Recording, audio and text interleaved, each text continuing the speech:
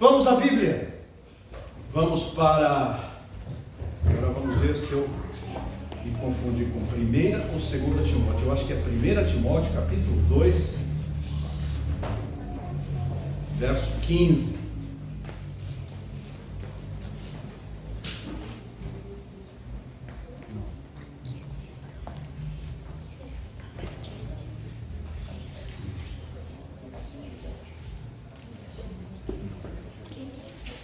Eu deixei ali no meu celular. Me ajuda, procura apresentar-te a Deus aprovado.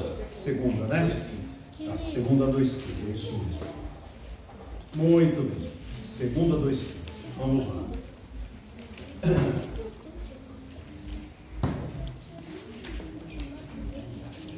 Eu agradeço quem orou pela minha saúde.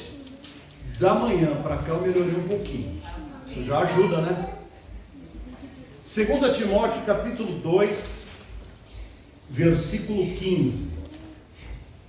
Diz assim a palavra de Deus: procura apresentar-te a Deus aprovado, como obreiro que não tem de que se envergonhar, que maneja bem a palavra da verdade. Quem está escrevendo? O apóstolo Paulo. A quem ele está escrevendo? A Timóteo, que era o seu filho na fé, uma pessoa a quem ele discipulou, a quem ele batizou, a quem ele impôs as mãos e a quem escolheu para o sagrado ofício do ministério. Mas atrás de ser um texto escrito para Timóteo, a Bíblia diz que tudo que está escrito para o nosso proveito foi escrito. Então o Espírito Santo preservou esta palavra porque ela não era só para Timóteo. Ela é primeiramente para os ministros do Evangelho, mas ela é também para todos os crentes, porque de certa maneira todos nós somos obreiros de Deus. Todos nós somos trabalhadores de Deus. Todos nós estamos na seara do Mestre e somos cooperadores com o Senhor. Então o texto começa com uma ordem. Qual é a ordem? Procura apresentar-te a Deus. Meus irmãos, se há alguém diante de quem nós temos que nos apresentar, é diante de Deus. Alguns vão esperar até a morte para se apresentar diante de Deus e terão grande dificuldade, porque nunca pararam durante a vida para apresentar-se diante de Deus para que Ele avaliasse a sua vida. Pelo contrário, quis viver a sua vida segundo as suas próprias regras, segundo as suas próprias leis. Há muita coisa ruim que acontece conosco, que são fruto das nossas más escolhas, porque nós não consultamos a Deus naquilo que Deus queria que nós fizéssemos. Não fomos prudentes, não pensamos duas vezes, não analisamos as nossas decisões, e o resultado foi que deu tudo errado. Mas o texto diz que nós devemos procurar apresentar-nos a Deus. Procurar significa insistir. Por exemplo, meus irmãos, deixa eu pedir para todas as crianças, quando o pastor vai pregar, eu não quero que ninguém saia, ok? Beber água, ir no banheiro, faça antes ou faça depois. Isso vale para todos nós. Nós vamos ter essa ordem aqui. Primeiro, porque é o respeito na hora do culto. E segundo, também para o pastor não perder a atenção, o pregador não perder a atenção. Combinado? Amém. É isso aí, tá? Vamos deixar essas regras claras. Aos pouquinhos a gente vai ensinando, né? Procura apresentar-te significa que a gente tem que insistir, porque não há uma vontade pessoal muitas vezes. Vou dizer para os irmãos, hoje na reunião, eu estava com uma hipoglicemia. Eu não tenho diabetes, mas como eu deixei de comer, o organismo cai. Então naquele momento eu tive necessidade de comer alguma coisa. Aí pergunta, se eu estava com fome? Nenhuma. Mas eu tinha que comer. Então mesmo sem vontade, por uma questão de necessidade, eu tive que comer. E conforme eu comi, eu melhorei. A mesma coisa para a água. Eu não estou com sede, eu não tenho vontade de beber água. Alguma coisa está errada aqui dentro. Se Deus quiser, eu quero fazer os exames e descobrir aonde está o problema. Mas se eu deixar de beber água, eu vou ter problemas mais sérios. Então mesmo sem vontade de beber água, eu bebo. Assim também muitos de nós não têm aquela vontade, vou me apresentar a Deus. Não tem vontade de orar, não tem vontade de buscar a Deus, mas tem que fazê-lo, porque o não fazê-lo acarreta problemas muito maiores. Todo dia ao findar do dia, eu tenho que dobrar os meus joelhos diante do Senhor eterno, e avaliar a minha vida e dizer, meu Deus, eu quero me lembrar do que aconteceu durante esse dia e citar para o Senhor cada acontecimento. Eu peço que o Espírito Santo fale a minha mente, mostrando para mim cada fato e onde eu errei.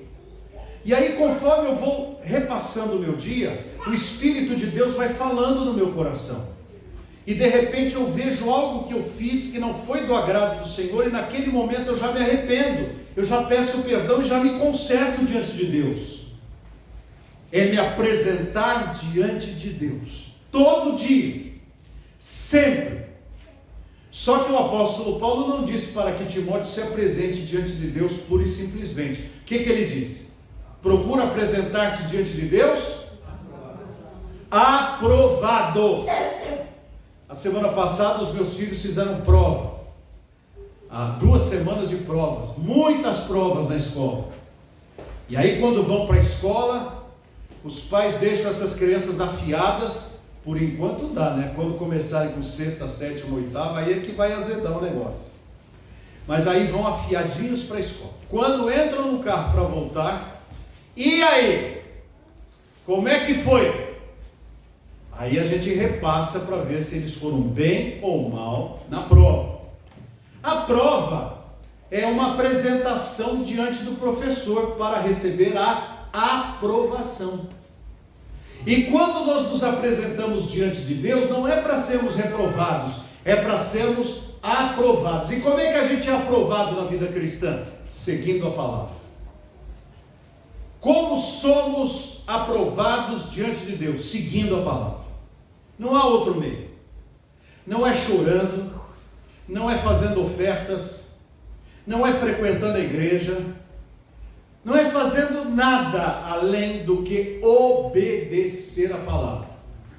Jesus nos disse assim: aquele que me ama, guarda os meus mandamentos. Então o contrário é verdadeiro. Aquele que não me ama, não guarda os meus mandamentos. Aí vai aparecer um grupo nos últimos tempos: Senhor, em teu nome não expulsamos demônios, não fizemos maravilhas. Quer dizer, estavam envolvidos na obra. O que Jesus diz a essas pessoas que faziam muito, mas não guardavam os mandamentos? O que ele diz para elas? Afastai-vos de mim, porque eu nunca vos conheci. Ou seja, você que está fazendo um monte de coisas e não me obedece, eu vou dizer para você: eu não te conheço. Eu não te conheço. Você não faz parte do meu rebanho. Não é o muito trabalhar, não é o muito ofertar, não é o muito parecer. A minha ovelha, o meu discípulo tem um diferencial: me obedece. Se você me obedece, você é meu. Se você não me obedece, você não é meu. As regras para a vida: escolher o cônjuge. As regras são de quem? Minhas ou do Senhor? Do Senhor. Mas se eu fizer pelas regras do Senhor, eu nunca vou conseguir fechar a minha família. Bom, a Bíblia não diz assim: olha, obedeça enquanto for possível, quando não for possível, abra uma brecha. Não diz isso. Os nossos negócios, Tem que ser honestos. Mas se eu for honesto, eu não fico no comércio. Bom, meu filho, a palavra de Deus não abre brecha. Se você abrir brecha, é por sua conta e risco. Então toda a nossa vida precisa ser construída com a aprovação de Deus. E para ter a aprovação de Deus, eu tenho que obedecer aos mandamentos. Isso prova que eu amo ao Senhor. O resto é acessório. O que mostra que eu amo ao Senhor é a minha obediência. Se eu não obedecer, eu não amo ao Senhor. Procura apresentar-te a Deus aprovado, como o quê? Como obreiro que não tem de que se envergonhar. Ou seja, se eu estiver fundamentado na Bíblia, eu não tenho do que me envergonhar. O mundo está andando por um caminho, meus irmãos, completamente distante de Deus. Completamente distante da palavra. Você não é obrigado a construir a sua vida nos ditames do mundo.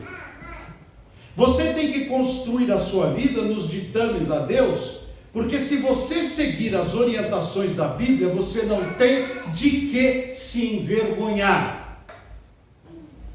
Não mentir, não falar mal dos outros, não cobiçar o que é do próximo, não ter outros deuses, não admitir crendices na sua vida, não maltratar, amar ao próximo como a si mesmo. Se você andar nestas regras da palavra de Deus, você não tem do que se envergonhar. Hoje em dia, os nossos filhos na escola são envergonhados pelos outros que dizem: ah, você não pratica imoralidades? Ah, que bobão! Deixe as pessoas julgarem, porque muitas vezes, e preste atenção nessa frase, para eu ser aprovado diante de Deus, eu terei que ser reprovado diante dos homens. Para eu ser aprovado diante de Deus, eu terei que ser reprovado diante dos homens. Não foi assim com Jesus? Homem aprovado pelo Pai, mas reprovado pelos fariseus, reprovado pelos saduceus, reprovado pelos escribas, reprovado por toda a nação. Mas qual foi mais importante? Ser aprovado pela nação, pelos escribas, pelos fariseus, ou ser aprovado por Deus? Qual foi mais importante? Por Deus. De forma que, se o mundo nos condenar, mas nós estivermos na palavra, não tenha vergonha, porque você vai estar na palavra, e estando na palavra, você não tem de que se envergonhar. Há um filme, e aqui não venha me pedir o nome que eu não me lembro, mas havia um rapaz, o filme é muito interessante, tem o Javier, como é que chama aquele filme? Corajosos. A maioria de vocês já viu esse filme. O Javier ganhou um emprego, foi trabalhar, estava bem. Aliás, quem fez o filme são pessoas comprometidas com Deus, e o diretor é pastor, viu? Lá em Albany, nos Estados Unidos, que é aquele policial lá, principal, que morre a filha, aquela coisa toda. Fez diversos outros filmes. Agora fez um outro que é a Forja, exatamente. O Javier, trabalhando na tecelagem, o chefe chama e diz assim: eu quero te dar um emprego, mas eu preciso fazer um teste. Vai chegar um material, você vai dizer que veio tanto, ainda que tenha vindo mais. Ele falou: mas como assim? Não, a firma é minha, vai vir um tanto, mas eu quero contabilizar menos e receber mais, porque eu tenho outro destino para alguma parte desse material. Você me responda amanhã. E quando chegou amanhã, ele com aquele conflito de consciência, se ele dissesse que aceitava, ele conseguiria o emprego, a promoção, mas perderia o respeito da família e a bênção de Deus e a aprovação de Deus. Se ele fizesse o contrário, ganharia a aprovação de Deus, seria demitido. Mas quando chega na hora, o chefe pergunta: e aí, você decidiu? Sim. Eu não quero o emprego, porque eu não irei mentir. Se eu mentisse, eu não teria como justificar isso diante dos meus filhos, para quem eu estou ensinando a verdade, e diante do meu Deus, com quem eu tenho um compromisso. Então, eu não aceito, e eu sei que o senhor vai me demitir. Só que o patrão vai lá, estende a mão e diz: bem-vindo, porque era isso que eu esperava. Você foi a última opção, mas você foi a pessoa que passou e eu te parabenizo. Valores. Nós precisamos ter valores. Meus irmãos, quando nós andamos pelas ruas, o sinal fecha, os motoqueiros vão. Não são todos, mas a maioria vai. Você não sabe se o sinal está aberto ou está fechado. Na minha rua, que é contramão para quem sobe, os entregadores não respeitam. E por que isso? Valores. Não adianta você impor a lei. O mal está dentro da pessoa para quebrar a lei. 22 horas, hora do silêncio. Vai até 3 da manhã a festa, atrapalhando a vizinhança toda. Quebra de valores. Pessoas da igreja com promiscuidade. Ele aprende, tem família, mas por que cai? Porque os seus valores são valores errados. Nós precisamos ser pessoas de valores, impregnar os valores da palavra em nosso coração. Porque se não fizermos isso, meus irmãos, não somos de Jesus e não seremos aprovados e estaremos envergonhados diante de Deus. O crente é aquele que é crente na frente do pastor e atrás do pastor. Ele é crente diante da congregação, junto da sua família, no seu trabalho e sozinho. Ele é crente em qualquer lugar. Ele não depende de plateia. Ele não depende de gente a olhá-lo ou a admirá-lo. Há muita gente que se posta de muito cristão nos youtubers, nas plataformas, mostra aquela vida maravilhosa. Daqui a pouco você sabe das coisas horríveis que aquelas pessoas fizeram e descobre que era tudo mentira, era tudo falso. Nós não vivemos de ilusão, vivemos da verdade, vivemos da palavra. Obreiro que não tem de que se envergonhar. E por último, o que ele faz? O que ele faz? Maneja bem a palavra. Essa palavra manejar, na língua grega, é como se você tivesse uma foice para abrir a picada no meio da floresta. Você já abriu alguma picada no meio do mato para poder passar? Eu já fiz isso. Você já fez? É terrível, que você vai ter que abrir um primeiro caminho. Então você tem que manejar bem a foice ou o facão. A Milu é boa de facão, viu? Lá embaixo no quintal, quando cresce o mato, ela é boa para usar o facão. É manejar bem o facão. O que significa? Que aquele que é um obreiro aprovado, ele maneja bem a Bíblia. Ele sabe aplicar a palavra na sua vida. Ele sabe as respostas de Deus, que, por exemplo, diz assim: onde está na Bíblia que eu não devo fumar? Resposta: não está. E aí? Se eu manejar bem a palavra, eu vou saber que o meu corpo é templo do Espírito Santo, que eu tenho que cuidar bem dos meus pulmões, que eu tenho que dar bom testemunho, e por isso eu não vou fumar. Manejei bem a palavra da verdade. A palavra de Deus, ela tem princípios que se aplicam em todas as áreas da nossa vida. Mas para que eu possa entender esses princípios, eu tenho que manejar bem as Escrituras Sagradas. E como é que eu vou manejá-lo bem? Aprendendo. Não é assim quando você vai estudar um outro idioma? Você tem que aprender como usar o idioma, como falar o idioma, como aplicar as palavras do idioma. Não adianta aprender uma ou outra palavra, você tem que aprender como se fala aquilo. Qual é a ideia que passa naquilo que você está falando ou contando. Assim também o crente deve aprender a manejar a palavra. Se alguém vier falar para você sobre idolatria, você sabe manejar a palavra e mostrar para a pessoa que a idolatria é pecado? Muitos não sabem. Se alguém vier falar para você sobre espiritismo, você sabe mostrar que não existem espíritos, que quando o homem morre ele sai, e esses que se manifestam ou são mentirosos ou são demônios? Você sabe manejar a palavra contra o ateísmo e mostrar na palavra que Deus é real, que Deus existe? Você sabe manejar a palavra contra a evolução das espécies? Você sabe manejar a palavra contra ídolos? Nós precisamos aprender a manejar bem a palavra da verdade.